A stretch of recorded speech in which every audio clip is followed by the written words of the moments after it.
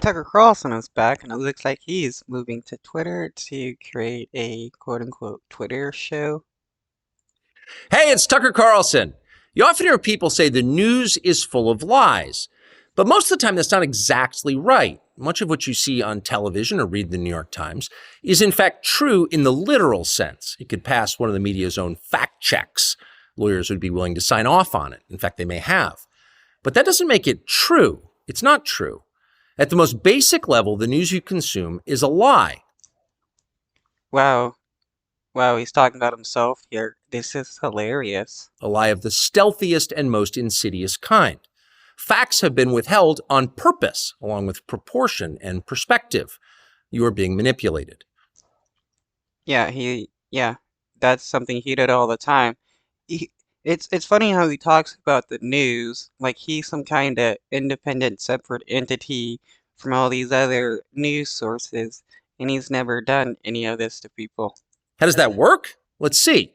If I tell you that a man has been unjustly arrested for armed robbery, that is not, strictly speaking, a lie. He may have been framed. At this point, there's been no trial, so no one can really say.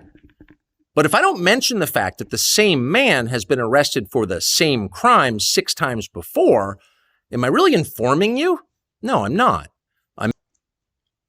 I mean, not saying, not mentioning that the hypothetical person was arrested 6 times earlier is not misleading anybody. Misleading you.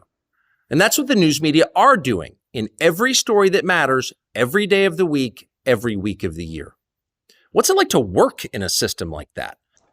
Yeah, Tucker, you have intimate knowledge of this. You've done it all the time.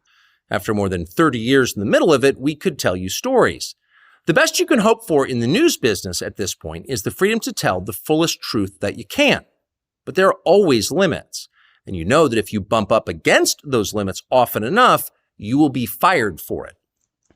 Yeah, this entire video is just him complaining about Fox News. This is hilarious. Yeah, if you uh if you're at a job and you call your bosses names and stuff, yeah, you're gonna get fired for that. That's not a guess, it's guaranteed. Every person who works in English language media understands that. The rule of what you can't say defines everything. Wow. It's funny how he's now upset that businesses have rules against what you can and can't say to various employees and bosses and stuff like that, when he never had an issue with that before. It's filthy, really, and it's utterly corrupting. You can't have a free society if people aren't allowed to say what they think is true. Yeah, you can't have a free society if you can't call your boss the C word. Speech is the fundamental prerequisite for democracy. That's why it's enshrined in the first of our constitutional amendments. Amazingly, as of tonight, there aren't many platforms left that allow free speech. The last big one remaining in the world, the only one, is Twitter.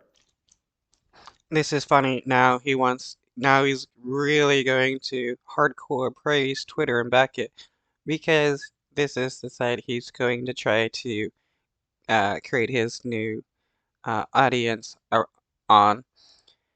And even Elon Musk says, yeah, we're gonna put some limits on you. Uh, this this is just funny. Where we are now. Twitter has long served as the place where our national conversation incubates and develops. Twitter is not a partisan site. Everybody's allowed here. Twitter is definitely a partisan site. It is now a right-wing website. And we think that's a good thing. And yet, for the most part, the news that you see analyzed on Twitter comes from media organizations that are themselves thinly disguised propaganda outlets. You see it on cable news, you talk about it on Twitter. Wow, thinly disguised propaganda organizations. Yeah, propagandist complaining about propaganda sites. That's just funny. The result may feel like a debate, but actually the gatekeepers are still in charge. We think that's a bad system.